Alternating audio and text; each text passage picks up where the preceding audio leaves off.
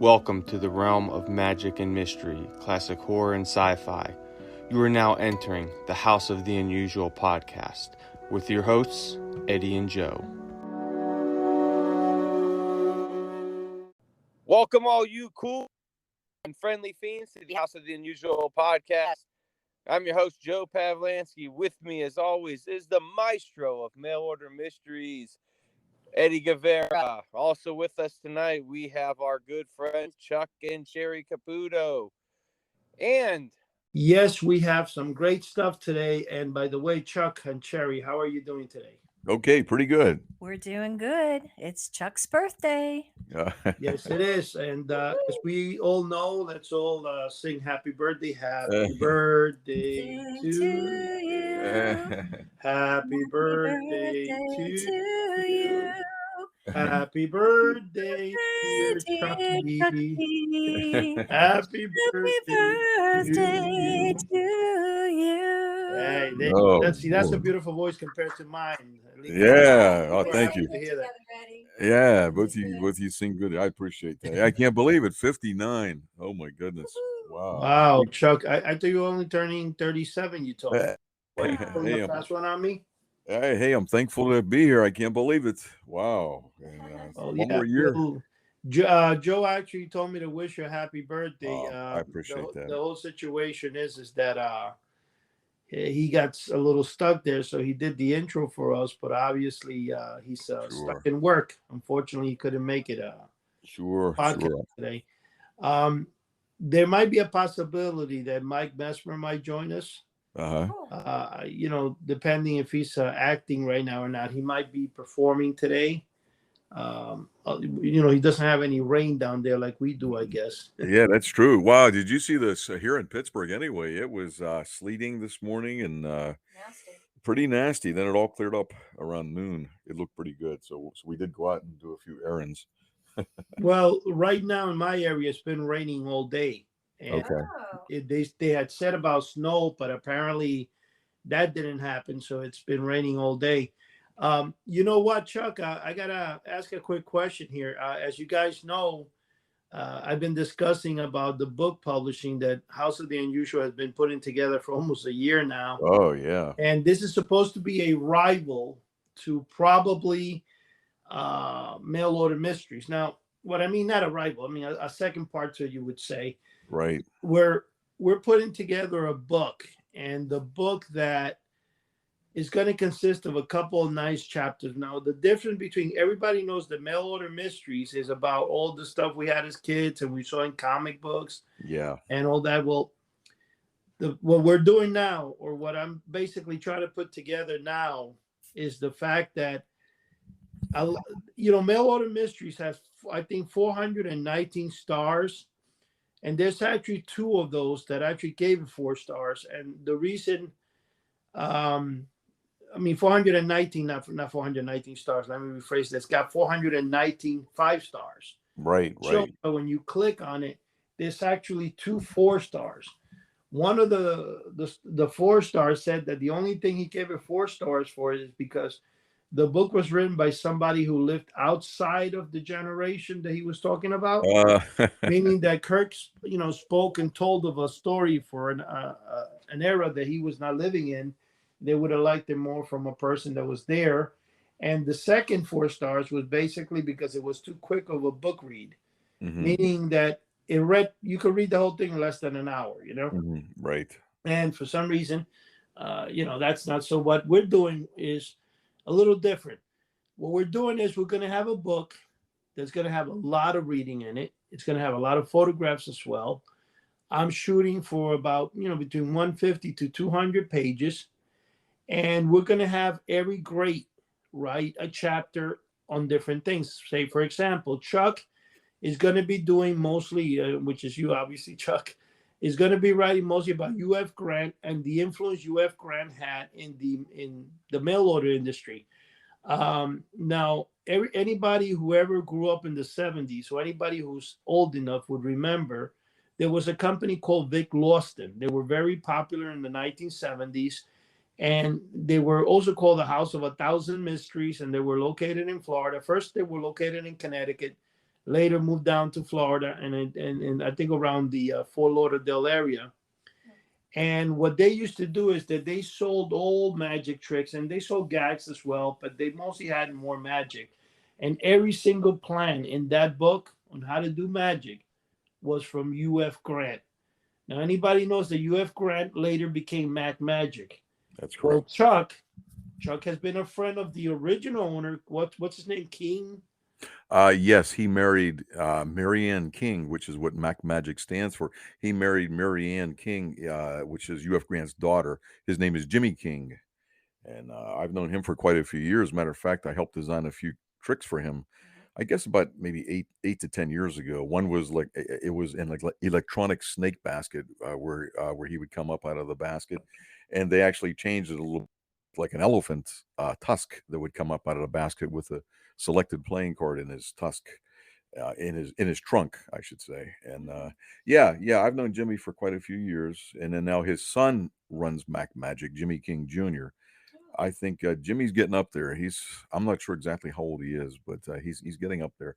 I think he kind of stepped aside a little bit.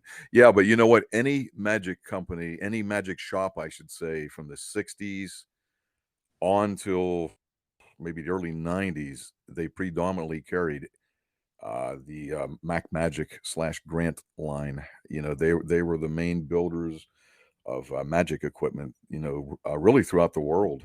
And so now they kind of slacked off. They import a lot of things, but yeah, they were something else. U.F. Grant was probably singly the most brilliant magic inventor of our time. I mean, he came up with so many different things, and the types of things that they used, Eddie. Grain type of magic. It was like pieces, like strips of masonite, like like boards of masonite that they would spray paint, and it'd cover up with like a clear polyurethane. It was very, very colorful.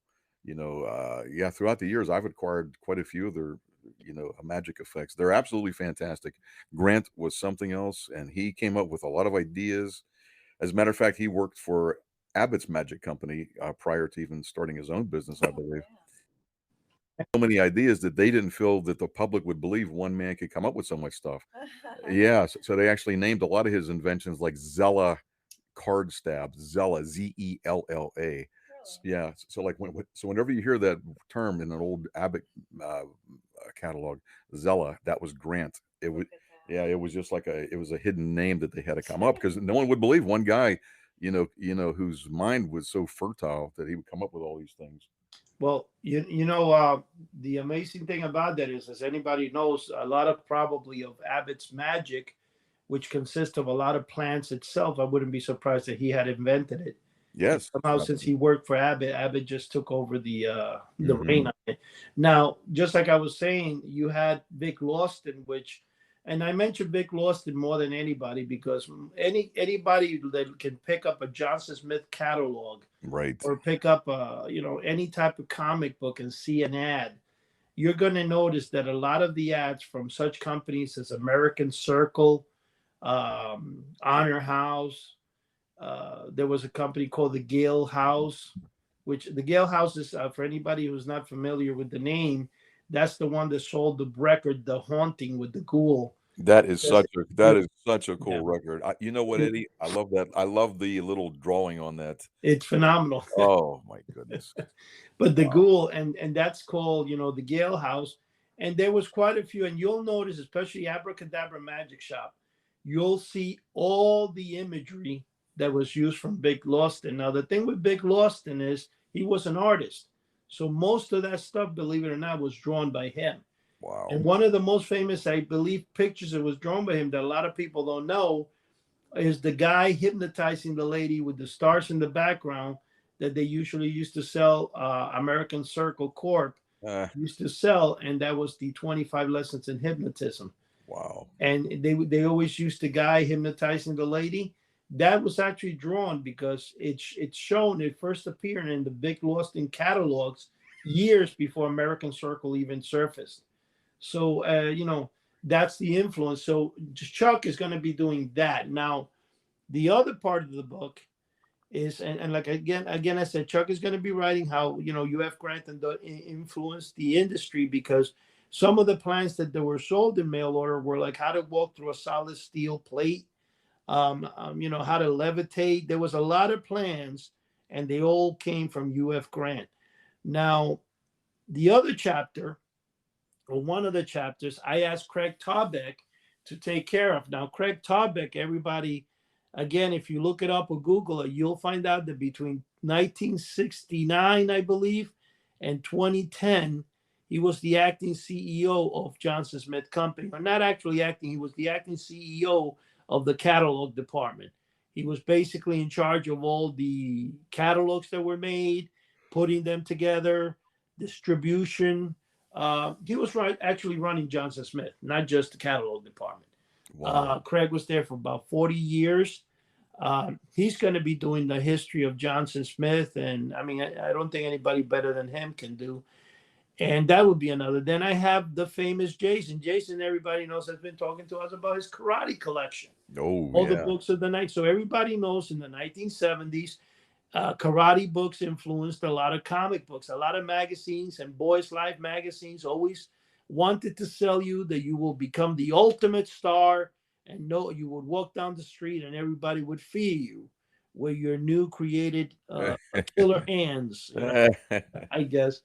Muscles of Steel, all that stuff. So Jason's going to be doing his chapter on the history of that. And it's going to all the chapters are going to include a lot of photographs, which is what people like. People like photographs, but people want to read. But also you want to have fun read.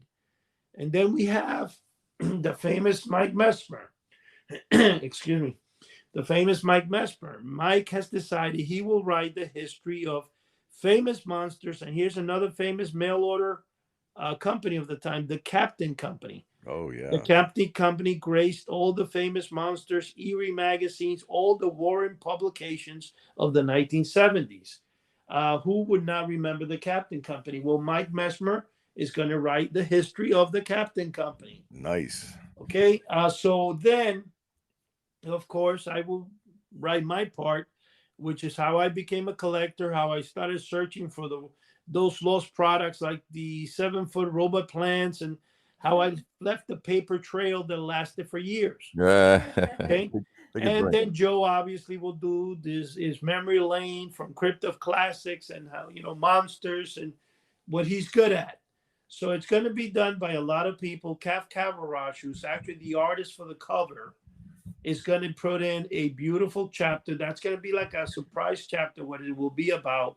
But Cav is in his early 60s, and he's got a lot of experience in mail order. We will also be using between chapters. We're going to have nice ads or this. I mean, I'm going to leave that as a surprise because I don't want to blow up what the book is about, because then it's not going to be a fun read. But I guarantee you that when this book is together and put together, it's going to be a sellout. It's going to be a very nice book. I was contemplating hardcover, jacketed collector's book. And then I have Cav, who's a professional publisher and comic book artist, who's insisting I should go with soft cover, 8.5 by 11 format. The actual end format is not yet known. I'm working on different pricings and stuff. And the cover itself, which is the title of the book, is going to be The 7-Foot Monster That Never Was. Yeah. Which is basically what it tells us a story. It has a little boy sitting in the cover that's actually supposed to be me, looking into a comic book with an ad, and up into his wall in his room in the 1970s, he's got the 7-foot Frankenstein pasted up with tape. He's looking at the ad, and in his mind, he was thinking that a mailman was going to come in with a giant crate and the monster punching a hole in the crate. And basically, like I said, it's called The 7-Foot Monster That Never Was. The cover has been done, and it's going to be finished. It's going to be laid out by a very, very, let's just put it this way. I cannot mention the name of the person who's doing the layout because they work for a major motion picture company. Or not major, it's just basically a friend. He's got over 1,000 titles under his cover, meaning that he knows how to make a book cover. So it's going to be a really nice book cover. It's going to be phenomenal. So anyway, having said that, the other question I want to ask that I brought up the story of the book and everything just to let the world know what we're working on. Cheri, Yes. how would you like? Why Mm. don't you write your own version, your own chapter on women and mail order in the 1970s, or growing up from a woman's point of view? Yeah. You could tell the story of the Sea Monkeys. That would be a phenomenal story that people would love. Yeah, I could tell that little story. Yeah. Would be a Yeah. small chapter. Yeah, it doesn't have to be. I don't can, have a lot of too much experience we'll add that with part mail to. order. We'll do Yeah. that part two to the Chuck's chapter of magic. Yeah, there you go. Yeah. Or I can add on. we can have you as one of because there's going to be a chapter also. It's going to be filled with like testimonials from people that they ordered, either they didn't get it or they got it. You could be Yeah. starts that chapter. And then last but not least, let's not forget our buddy Todd Mitchin. As a lot of people don't realize that Todd has now become a full-timer for TransScience Corporation. I believe he's acting CEO there now. Believe it or not, congratulations, Todd. Yeah, Todd. That's cool. But the thing is, he's quit his full-time job to do that full-time. Wow. And Nice. Again, that's a boy's dream come true, I believe. Mm-hmm. So I was saying all this up front, and I just wanted to bring up to the table what's happening, and like I said, I spoke with Todd yesterday, and they're actually working on a book itself. So he's going to be putting together a nice chapter, and he will also reference his book in that chapter. And all you guys that are out there that are listening, Stupid Comics is working on the final product. It's going to be out soon. He does apologize for the delay. It's going to be more like a Reader's Digest format instead of the full-size comic. The other situation is, I also want to say, Mike Mesmer has his book is coming out soon. That's another exciting. Yeah, that's right. We need to speak off. And anyway, Chuck, I want you to give me a little rundown between you and Cheri, what you've been doing, what's happening with the magic, and bring us up to date on a few things. Yeah, no problem. We've been keeping pretty busy, doing some shows, and we're getting ready. We're going to be at the Magi Fest in Columbus, Ohio, tomorrow, which is this is being taped Thursday is when it starts. Oh, sure. So yeah, Thursday, we'll be out in Columbus, which would be pretty cool. And so there's a lot of performers out there. There's a lot of friends I know worldwide from the internet, and there's a lot of magic dealers and stuff like that. So it'll be kind of cool. Lectures as well. Mm-hmm. Is that your birthday gift, by the way? Yeah, I guess it would be. Yeah, yes, it is. I already paid for it. She paid for the registration months ago, and so get us signed up so we get a place to stay. Now, was that $350 each one, or for? I think came to $550 total. Yeah, I think the whole total was $550. I think that the main person would be $300, if I'm not mistaken, and then the $250 for the second. Yeah, maybe that was what it was. Yeah, then $250 for the. I don't want to get mistaken. It's I'm not exactly sure, but I think the total was around $550, and in the hotel each night too there. But they have a nice restaurant there at the hotel, so once you're in there, you're there, which is good. You don't have to. I mean, I guess you could if you want. You could leave and get some food somewhere else, but I don't think we're going to go anywhere.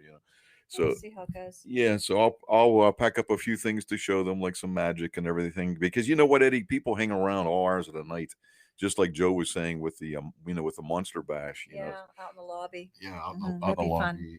So that'll be kind of neat, and so I'll probably bring a couple things to show them, and I think it'll be kind of neat. Other people, they'll be doing their thing. Yeah, you know what, I like to watch magic too, not just perform it. It's exactly. Because we have a lot of fun watching it. Yeah, because what's cool, every magician does a move differently. Mm-hmm. There's a slight difference to it and everything, which is really cool, because I like to see other people perform as well, and I like to get other people's perspective on things too. Mm-hmm. And but it's a really nice hotel. Cheri looked it up. Is it the Renaissance? Downtown Columbus. Mm-hmm. Yeah, looks really nice. So it'll be it's a 3-hour drive. I thought it was 2.5. It's 3 hours from us. Over 3. Mm-hmm. So that's about my limit. I don't care to.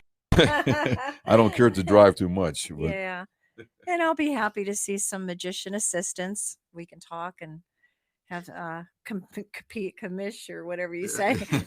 Capiche. Talk magic. That would be a dream vacation for me. I wish I would have been able to head there. Yeah. unfortunately, what would have made it almost next to impossible is one of my coworkers. Actually, his wife is giving birth as we speak, I believe, and Oh, wow. Oh, congratulations to him. But Yeah, yes. congratulations. Congratulations. Wow. That's it exciting. it put everybody on 12-hour shifts for the next couple of days. Aw. So that's not going to Whole be thing. fun. But you Yeah, know, the last time we went there, I think we mentioned on a previous podcast was when we were dating Yeah. in 1992, Two. 1991, 92. Yeah. 92. Okay, yeah. So it's been over 30 years, is that a yearly thing, by the way? Yeah, it's like It is. it's 90th year or something like that. It's up there Yeah. pretty far. I have the name tag up there, Cheri. Could you see Which, what year which that one is was? bigger, Abbott's or that? That was 92. It's kind of hard to say because both are pretty darn big. I think they're around the same, actually. They each get hundreds and hundreds of people there. 92. Oh, is That's that? the year we got married and Michael was born. Oh, so that was the 92nd one in It was 1992. the Oh, the 60th, 61st. 61st. Yeah, you know what? Tag here from 1992 when we Which went, was the 61st. and that was the annual. 61st one. So you had another 30 Very years of cool. that. So it'd be the 91st, 92nd Wow. Magi Fest. Yeah. See? Wow, So that's amazing. That is yeah. amazing. Now you did say Larry King from UF Grant is he still around? Yeah, Jimmy King is his Jimmy name. King. Yeah, he's still running. I don't think he takes part in the management of Mac Magic too much. I think Well, he passed it to his son. He came out to visit us when I designed a couple of things for him about, I guess, a good 9 years ago. He drove out from Columbus and everything, and so that was kind of cool. And what does UF stand for? UF Grant? well, that's his name. Ulysses something Grant was the Oh, founder. Yeah, but then they named it Mac Magic, MAK, later on, which stands for his daughter, Mary Ann King. It's an acronym, and but what they always came up with some really cool stuff. I always liked their colors. There's some magicians that said, "Well, that's a little too loud for me" and everything, but I always liked their colors. I thought they were neat. okay. And Yeah, I know what you're saying. I just remember most of all, my favorite thing was the walking through a solid steel plate. oh Uh, yeah, I always saw that ad for some reason. In fact, that ad is actually in back of the upcoming Ghost Ship Times that's just waiting to be Mhm. launched. Um, I'm waiting for Joe. Joe is getting together to launch it, and once that goes out, that's another. I mean, there's a lot of stuff that we're working on, Chuck. There's There's a a lot lot of of stuff stuff. that's going to happen. Everybody knows also we've been setting up. I've been setting up the best possible way to distribute Chuck's 25 lessons in magic, All which right. that he worked on it very hard last year. He put it together, and of course, Cheri did all the filming for it and Yes, stuff. But yes, it's going to be a hands-on. It's really good, and that should be launching. We're talking everything's going to happen in the next couple of days, probably. It's just a matter of the timeline, how it I can work it out, and where the distribution of it will be. Most likely, I believe it's going to be anybody who listens to our podcast will actually be able to. And Chuck, this is the good thing about Anchor is there's a possibility your course is going to be going on, but of course when the course comes on, it's going to be a visual course. It's going to be not right. audio, visual, and it's going to appear in Spotify, iTunes, including Apple Music. Nice. And the good thing about it now, of course, there will be a slight subscription cost for it because it is a course, and of course that took a lot of time. And in order to run the course, there's royalties we have to pay to the companies who run it. So there will be a very, very small cost, but just letting people know. But it's going to be upcoming for those that are upcoming or professional magicians that just want to have a professional point of view on many things. Chuck is the man for that now. The other question I want to turn over to here is Cheri. As a female, Yes. are you looking forward? Tell us a little. Go ahead. Tell us what your aspirations are for this new upcoming show you're going to. You mean the convention? Yes, the convention. Oh my word. I just love it. I love watching the magic. I like going to the lectures. I love to learn about different techniques. I like to talk to the people, the fellow magicians and their assistants if they're there. Yeah, some have assistants, some don't. Um, meaning, other female magicians assistants. So it's a lot of fun, and I don't know. It's just a good time, and that's what I'm looking forward to. Plus, it's a road trip. I like to travel.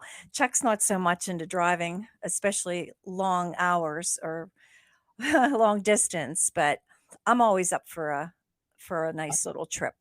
Actually, I'm surprised. One thing, Chuck, I'm going to tell you. One of the greatest things I'll never forget is when I used to go down to Florida, since I used to hate flying. I actually drove 27 times from Oh my! down to Miami Beach. Wow. I started when my oldest daughter, was going to be about just about 2 months to her turning 2. Oh And I my! used to go all the time in October.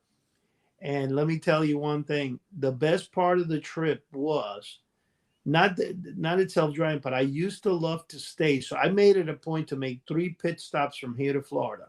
I would stop in South Carolina, was my first pit stop. Actually, Virginia or Maryland, Virginia or South Carolina would be my first stop.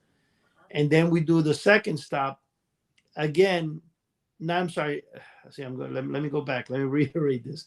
I would stop originally between Virginia and North Carolina. We would stay the night next to, I think it was exit 95, where they have a huge JR warehouse and a bunch of stores. And my wife used to love going to a store named North Carolina Pottery. Yeah. North Carolina Pottery. And this is a huge warehouse that sold all sorts of things. And she was always looking forward to going there. And of course, we came back with the car loaded from stuff. In fact, the best part is, and then of course, the second night we stopped in South Carolina. And where I stopped in South Carolina, there was this one particular place I used to like. I think it was called it was in Santee. And I stopped there in exit 98, I think it was, with 95 South. And the guy who owned this huge gas station, he must have owned like 5-6 acres of land. His name was Lee. And what he would do is he would sell a lot of lawn ornaments. And when I'm saying lawn ornaments, he had giraffes, lions, like full-size things. Yeah. He would sell them. And the funniest story was the day I bought for him a 7-foot knight in shining armor. Oh wow! And I tied it on top of a Chevy Celebrity I had. Oh. 1984 Chevy Celebrity. No, 1995 Chevy Celebrity. And I drove that thing all the way from there to here. Oh my! I remember going to the turnpike, and the lady looked at me and she said, "I'm not going to ask any questions. I'm not going to ask," but it was hilarious. And it used to draw a lot of attention. I had it with me until about a couple of years ago, where I sold it because it was taking up too much space. It was a big giant knight made of metal, but it was really nice to have. I always liked having them due to the fact of the haunted houses from Oh yeah, that's the 40s from that's something different. That's a good conversation piece. It definitely was, and I had it, like I said, for a long, long time. But I, finally got rid of it, but that was fun. But then my third night, we stayed close to St. Augustine, Florida. Oh yeah. And the reason we stayed throughout those 3 nights, I mean, you could make it in one day, but I purposely will only drive like 6, 7, 8 hours a day and pull in, was because we loved the shopping. I mean, I enjoyed it too. I used to love going to all those antique shops. And we get it. We love it too, huh, Cheri? Yeah, that's the best part. good. That's what I was going to say. That's the best part of the trip, because I used to buy all the junk that makes it. So, I mean, Chuck, I'm very surprised you don't enjoy that thing. Well, I mean, I don't know if you do, but that's what I enjoy about travel. Oh yeah, I do like to stop at different curio shops. We do that, right, Cheri? Yeah, we do. Like that Fleetique, when Yeah. different places around here in Pittsburgh. But we're going to go to the convention. We don't have any place that we really want to stop Yeah. to shop or anything. We, But you know what? I drove down to Florida before I knew Cheri. Me and a few friends of mine back in '84, maybe 1983, 84. Woo, that was a long drive, Eddie. Well, one day you look the same. I mean, you look familiar. Yeah, I never. You know what? I never attempted it again. One time was enough. That was just too far. Well, Wow. 1980, 84, 85. Well, actually, 86, I think, was my first drive. I got married in 83. My daughter was born a year later. So the first time I ever drove down there, she was almost 2. But then I did it for the next 27 times. Oh my And goodness. I gotta Wow. tell you, I miss those days because going there's nothing more. It's just phenomenal, especially south of the border. Yeah. And a lot of people don't know south of the border is it's the borderline between North Carolina and South Carolina, and it's got a Mexican theme to it. It's called Pedro's, and believe it or not, it's got everything. Got Fort Pedro that's filled with fireworks. It's got all the fun stuff in there, you know. Uh-huh. And just going in there and spending money was phenomenal. Yeah. And then another thing I used to do, there's a bus that actually it's called La Cubana from Union City. It goes from New York to Union City, and they drive straight through and first stop in Orlando and then they stop in Miami Beach. So when you get on the bus, you either have a 24-hour drive, you sleep on the bus, or they do a 30 one. The 30-hour, they actually make extra stops, like, you know, around Orlando area for people. Oh, yeah. Wow. And the bus is always packed, but you know what? It's like a 2-tier bus, and you sleep on it, has a bathroom on it. It's a pretty nice trip because they do play a lot of you know, what do you call it, movies on the thing. So I mean, I love that thing too.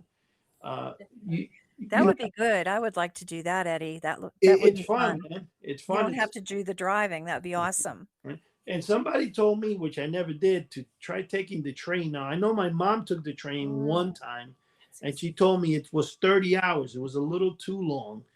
But I could imagine the type of scenery that you're going to get if you're on a train. Exactly. Yeah, you could see a lot. Yeah, it might be worth for those who are photographers or those who like to just take and to take a look at the United States. Yeah. I know an Indian family from India, older lady and husband went to California and took the train back this way, and they told me there was like something they've never done before.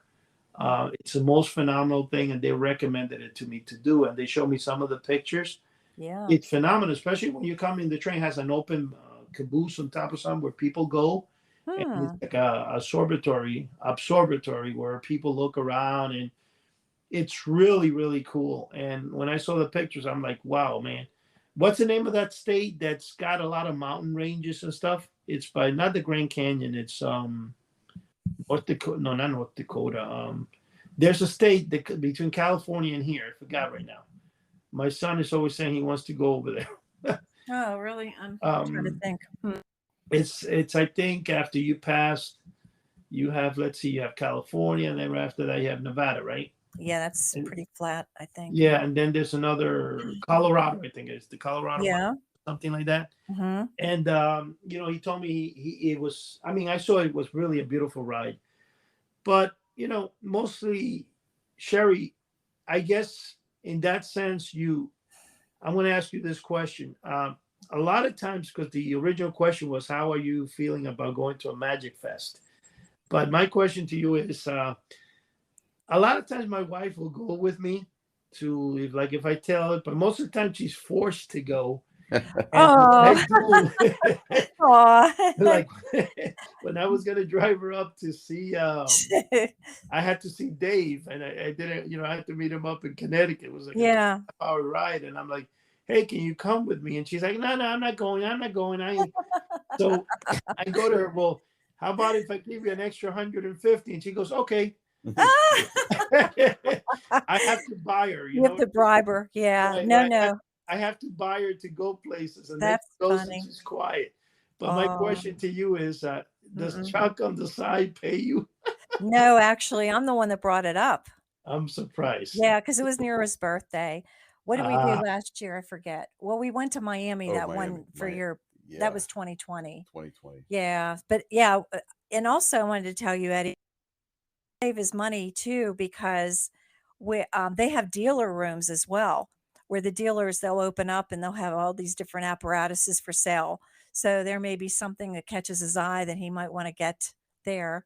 But otherwise, we don't do any other type of shopping while we go to the conventions. Well, the fun thing about going to conventions is really doing the shopping, I think. Yeah. But I want to ask you, I told Chuck about it, but I'm sure he forgot to mention it to you. But if you do come across anything that looks robotic, any paperwork that looks like a set of plans on how to build a costume or something, or any haunted house apparatus, whatever it is, take your phone, call me, send me a picture, and I'll wire to you the money within seconds if it's, because Sounds good. I really wanted to go to that. I mean, for me, it's Aw. actually 3 hours to you guys, but it's more like 10 for me. I know. Wow. Unfortunately, is kind of what made it a little bit off limits.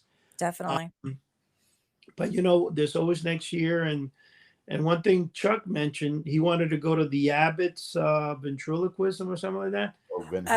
Van Haven in Kentucky. Yeah. In Kentucky. Well, whenever you're up to whatever, the next one, I might definitely consider to somehow rendezvous there with you. But I am trying to, by the end of this month, when you guys come back next week, I'm going to work on a schedule to drive down to Pittsburgh and meet up with you guys somewhere. Yeah. Sounds good. So I'm going to do that. Unfortunately, I'm trying to convince the wife. She was okay with it until I told her it was 6 hours away. And she's like, what? So I want to bring her along. I actually might have to tie her in the back of the car and oh my goodness, drag her along. But it's kind of funny though. You know what I find the funniest thing? They're always complaining that I have too much junk. Look at this. You're paying so much a month in storage. I mean, I do have right now 4 units, and which is insane to be saying this, but I'm paying a little bit over $1,200, and I'm trying to consolidate everything into 3 instead of 4 because a lot of stuff is just thrown in and I just make space, but I'm opening boxes and then I'm finding stuff I didn't even know I had. But the whole thing is that when Christmas came around, what did they do? They bought me toys. Of course. That's what they bought me. And then they complained that I collect too much. Oh. My favorite toy this year was this robot though. I showed it on the video. It's got a clock in it. And it looks so cool, and I have it next to my bed, and she's like, "You got to take that off there." And I'm like, "Nope, this is my robot. You. My daughter gave it to me, and I'm keeping it here. Yeah, that was a pretty cool looking robot. I saw it on that one video you put on there, huh? Yeah, that's it. It's really nice. Actually, she got it in Marshalls, I think, or TJ Maxx. Oh, that's cool. Yeah, I know she likes Marshalls. Well, Home Goods, TJ Maxx, and Marshalls are all the same company. And I think what they do is, in reality, they get things that are not for sale, but let's say big companies that have defects on it or something. Yeah. So it's kind of like they throw it their way. And so you might be buying good stuff that it's really in a cheaper scale, Yeah. But it's pretty good and stuff. Now, one thing I also want to bring up, Chuck, you want to tell us a little bit about because I know you've been touring. How are the shows turning around? I mean, you're still that busy right now, or is things slowing down? Yeah, it's like in the middle. I mean, it seems like that always after Christmas, I think the entertainment industry dies down. The beginning of the month was pretty good. Beginning of the month was pretty good. Now it's slowing down a little bit. It'll pick back up, but you know what? The month of December is always insane. I mean, I actually had to turn down a whole bunch of shows. And the month of October is absolutely insane also. So you know what? Things tend to slow down in January for the magic business anyway. I can't speak for different types of things, but for magic, yeah, that tends to slow down a little bit. But it'll pick back up, And hey, but getting back to Cheri, you know what? She does, thank God, genuinely love magic, and she has a sharp eye, Eddie. You know what? Sometimes she'll catch things when other people are performing that I can't even catch. She'll say, "Oh, he just stole something," and you know what? And she's exactly right. It's amazing, Yeah, that's really good. Cheri, you weren't one of those little kids that went to a magic show and said, "Oh, I saw mommy how he did it," and the magician was like, "Get away from me! You bother me." No, I wasn't. No, I wasn't that type of child. Okay, but little girl. Tell you, huh? Okay, little girl, get to the back of the class. Go back over there, okay? Yeah, somebody smacked this little kid. No, I gotta tell you, Chuck tried to play a trick on me the other day. I go into the bathroom in the morning. I was going to go brush my teeth and all that stuff in the morning. It's kind of dark. I have a night light. Then I turned that on, and I turned around to go, dry my face and everything. And here he had he has 2 ventriloquist dummies, vent figures, as you would say. And he had one of the ugly ones sitting there in a chair, like he thought I was going to scream. But I didn't. I just ignored it. But then I brought it down here, and it was funny because he didn't get the reaction out of me that he wanted to. No. But that was funny. My sister now, on the other hand, she would be freaking out. She hates marionettes. She hates any kind of like puppets or dummies or clowns, anything like that. That's now that you say that, anybody out there that's got an old creepy doll, mail it to Joe. Joe he's not too fond of dolls and stuff. Isn't he? No, so anybody who's got a creepy one, make sure you mail it to him, okay? Okay, keep that in mind. Poor Joe. You see, that's a good joke, but the best one is not the best, but one of the ones I pulled on my wife one time was she had like one time in the corner of the room by my side of the bed, there was a little hook in the ceiling because I forgot what she had hanging from there. I think it was like a basket with something. She bought this in an old, I'm talking about like almost 25, 30 years ago. And she had bought it in rag shop. Well, anyway, she took off whatever she had hanging. She left a little hook in the ceiling. So there was a time they were doing some construction by my house there. And believe it or not, because of the construction, we had 1 or 2 mice in the apartment. And that wasn't cool. She hated that. And I just like, whatever, it's there, we'll catch them, no big deal, But she was like, oh, no, we can't have any crawling creatures in the house, whatever. So I took a piece of aluminum foil. And what I did with the aluminum foil is I tied a fishing line to it. And I went and I hooked it up on the little hook. And I brought it down to my night table next to me. And I tied it inside the drawer. Like, I put the fishing line inside the drawer where it was there. So I put the aluminum foil underneath the bed and I wrapped it around the leg on her side.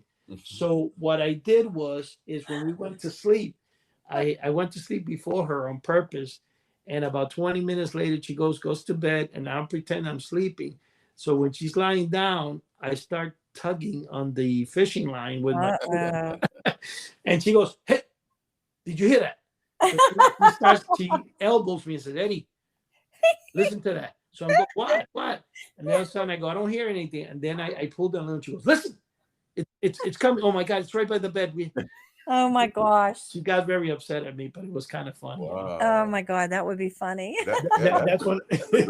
Oh my God. The one that didn't work for me was I was playing around with the talking toilet because I love jokes. I mean, you have one of those. Yeah. Yeah.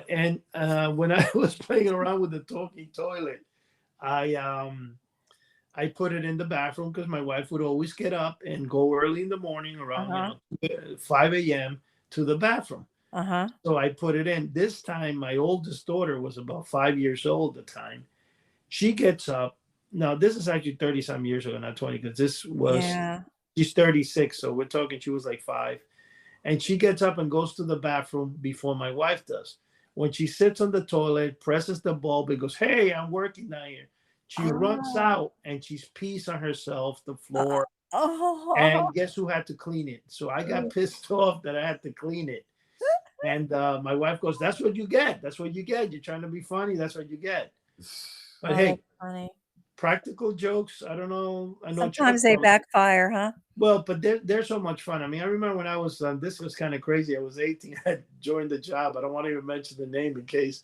But one day I thought it was funny. Me and another guy in work, there was a locker room and there was like about 130 employees, So we decided to use crazy glue and put a little bit in everybody's padlock. Locker room. No. Oh my! That was a bad one, but that's a bad one. Yeah, I did a bad one too. I had to do mine to so nobody would suspect me. But they wanted to kill whoever did that. It was so funny though. Oh my gosh, I did a bad one too as a nurse. What? We had like a huddle. They called it huddle in the morning. All the nurses and the aides would get together before a shift, and we would stand in a circle and just talk about certain things what's going on. Well, I had a clean urinal and I put apple juice in it, and I had it that was sitting on the table over there. So I said, "Oh, look." And I grabbed it and I started to drink it. And everybody's like, "What the heck are you doing?" Oh gosh. And I know, right? They Oh, were ready to fire me. She lost her mind. It was sick. It was like April Fool's Day or something like that. I went April Fool's. That's a good one. I know. And that, people yeah, that, put chocolate in diapers and things like that. see, Breathe. Yeah. I thought you were gonna say something. You put like in some poor guy lying down in bed, you put itching powder on his back where he couldn't. No, I would never hurt my patients. No. But the staff, yeah, that was The fun. staff was fun. Yeah, the staff was fair. Oh man, it seems like we have that all in common. We're all practical jokers. Oh yeah. Wow. Well, the thing with that, you guys got to remember, the best part is to always do a joke where it's kind of like a mass thing, but don't, where it gets a lot of people, but don't let them know it's you. Yeah. Yeah, there you go. Especially in work where you could get in trouble. So, I mean, I used to be horrible. In fact, it was so funny because I was a good salesman too in the day back in the 80s. I remember one time, you know how you always have somebody in work that wants to make a name for himself, and when they're doing nothing, they just find something and then call the attention. Like, let's say there's a car in the parking space, they'll hit it and the alarm will go off, and then call it on the radio. Hey, this everybody runs, So there was a similar incident one time. The guy said that somebody had passed by and slashed him with a knife, whatever, but not him. Oh. But he put a garbage can in the front and sliced the garbage can. So I took advantage of that situation. And I had come across this business magazine at the time. This is before, this is when I started like playing around with mail order. And I got this thing that sold mace bottles. They were like little, about the size of a pen. And I remember the wholesale price on them were $2 each. And they were like a little pepper spray that you had. So what I did is I started telling the people, you got to protect yourself. So I'm going to get this. And it cost me $10 each. And everybody ordered one. And I sold like 24 of them. That's good. Wow. And I remember my boss going around saying, hey, if I find out who's selling this, they're going to get written up, because nobody said, well, they bought it from him. Obviously, it came down that it was me. And he said, Eddie, you better take care of that. You better. But I was always up to something, You made $8 profit on each one, huh? Oh yeah, no, that was. I mean, we're talking 1980, so that was pretty good. Wow, you were always quite the businessman. The best one, and I thought this was funny though. I went with my mom down to New York City, and everybody who's ever been downtown New York, they have all the wholesale places there that sell to stores, clothing, and all that. So I go in, and there's this place that sells jewelry. And I saw this rope chains, really nice, and they were I'll never forget this, $4.99 for 12 of them, So I buy them. It was kind of funny though. I didn't really actually have any money with me, and I told my mom, "Hey, can you lend me $5?" And she's like, "Go ahead. What do you want?" And she loans me the money, and I get 2 packs of them, at 24 chains. So I go to work and I'm like, hey, anybody want to buy this chains? They're guaranteed not to change colors. Oh no. So I was selling 1 for 10 and 2 for I think 18 or something like that. No, I'm sorry. 1 for $8, 2 for 10. And I sold them to all the guys. And like I said, we had about 130 employees. So I sold out like the same day. And then about 2 months later, one of the guy goes to me, Eddie, I was taking a shower and that thing turned all sorts of color on me. And oh my God. Laughing, but anyway, that's a younger me, and and it was just kind of funny, but I was always into selling and coming up with different things, but it worked, it was great. And that's why I started the mail order thing, because that's pretty cool. You know what, Eddie, way back when I was a lot younger, probably in my late teens or something, I used to buy wholesale through the catalogs, and I'd sell at flea markets. I would set up toy, things on the different tables, and it was pretty neat. And the thing I noticed is if you would demonstrate a few of these things, like there was the jointed snake where it would like wiggle back and forth, So if there was kids looking, and if I'd play with it, they would always, Mom, give me that. I want that. That's a great thing. So that was a big seller. Yeah. So I'd have like professional boxes actually that would come, and you just put them out on Just the open tables. them up and they were like, Yeah, yes, yeah. put a So sign on. so like if I wasn't busy, like on a one day during, like on a weekend, on a Saturday, I'd go to the flea markets and I'd sell quite a few of those things. And the only kind of pranks I really did a lot when I was a kid was the cigarette loads. Oh my gosh. Yeah, because you You're know what? good parents. Yeah, back then everybody smoked. I mean, my brother was 7 years older than me. My parents smoked. My aunts, my uncles. So I'd put the cigarette loads in their cigarettes, and they smoked the filterless kind. So once it would explode, like what the cigarette would look like was a banana peel.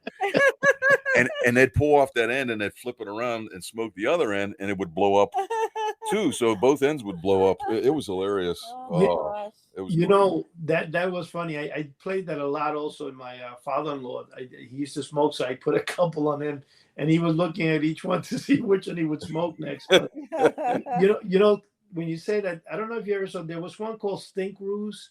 Oh, I remember Now, that. Yeah. Stink Roos, you would stick them in. They look like cigarette loads, but they caused this awful rotten egg smell. Yeah. Oh, And the my. person actually didn't realize it was coming out of their cigarette. I did it to this Irish guy, a good friend of mine, Joe. And he's like, Eddie, what the hell is that? What? He thought I had played a joke like around. It was so funny. It was the concierge at the time, and we're like laughing away. And so that was a good joke. But there was another one that very few people hear of it, but it's called Petrified Sig. And what it is kind of like a little metal rod, not metal, but a wire. You stick it into the end of a cigarette. And it's really all it is. It's just a long piece of wire. But when you stick it all the way from one end to the other, when the people are smoking it, the ashes don't fall off. Oh, I see. Because you know what I'm saying? Because it has in the center, it has, so they call it petrified cigs, or the actual name for that joke. That's weird. And then, of course, none other than the snowstorm tablet. I did it to the same guy, Joe. Me and this guy, a co-worker named Bruce, we were like the jokesters for the place, and everybody was always looking out for us. And the funny thing about it, Bruce was like in his 40s. I was in my 20s, but we got together and everybody's like, look at this bunch of kids, always making. But we put it on his thing, and the whole lobby got filled with this. Because I used to work in this building complex. It consists of 3 high-rise buildings that were each 50 stories, and it was all one place. But the entire lobby got filled with snowflakes. Wow. Oh, that would be cool. Oh no! Let me tell you, the snowstorm tablets were probably the best joke I ever played. Yeah. The only thing that became obviously illegal because each of those tablets looks like aspirins, and they're actually chemical that they used to kill mice or something with. So they're not Oh good. my gosh. Yeah, that's why they're outlawed. But they sold them for years and years, and that was a really, really funny joke. But we had some great. You have a magic trick called the snowstorm, were you?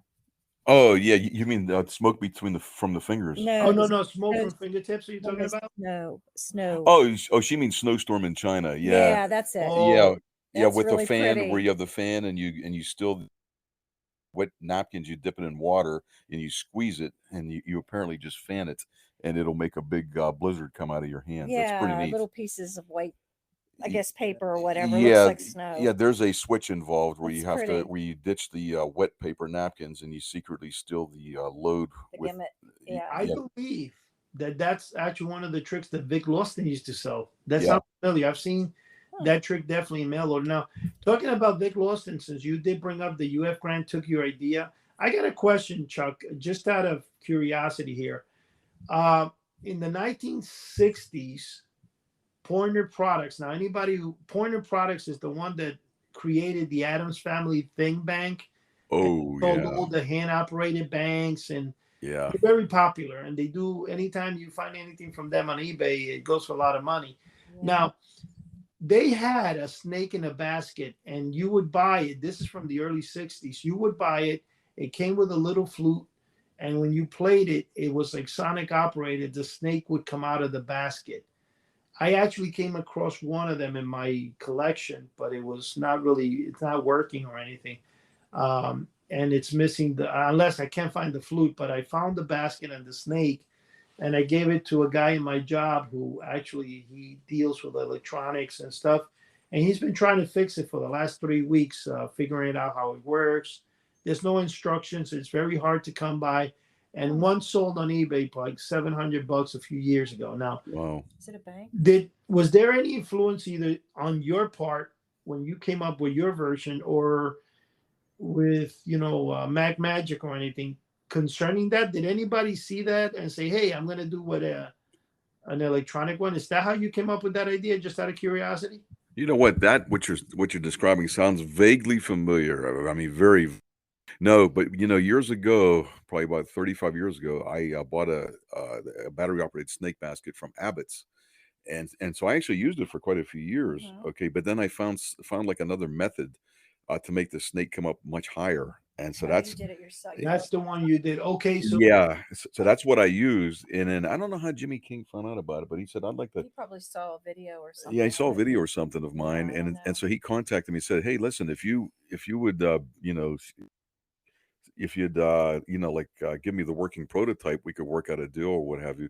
And so that's what we did. He came over. They're in Columbus, Ohio, by the way.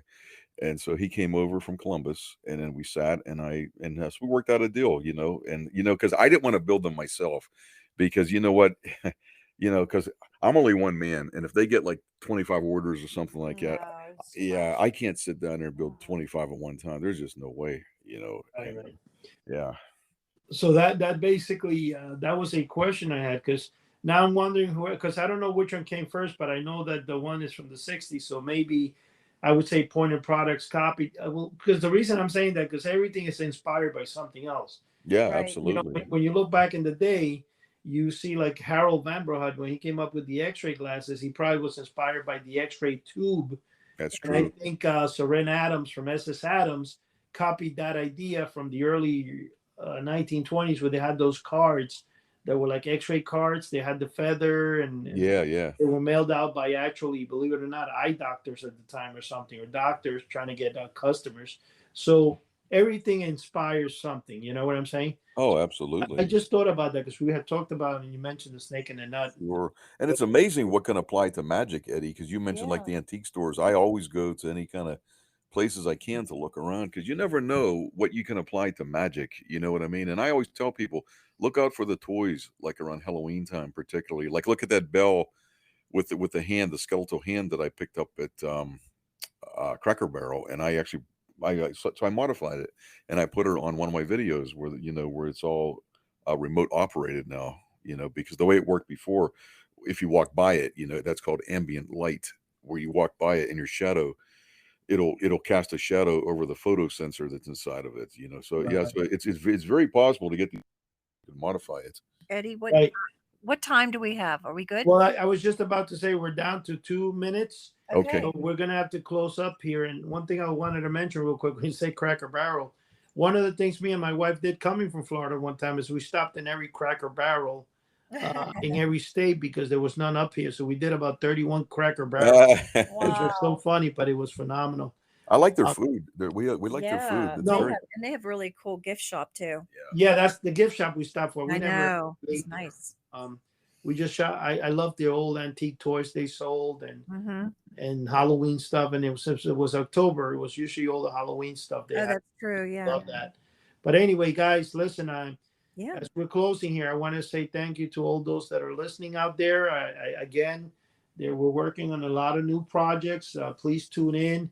As people can see, Cheri actually has her little unboxing of the sea monkeys. Congratulations, Cheri, because you've been doing really good in that particular video. Yeah. Then I'm going to do an update. When Yeah, we get back. I was Sure. going to ask you on that. I Uh-huh. hope you're working on the update for that. But Stay anyway, tuned.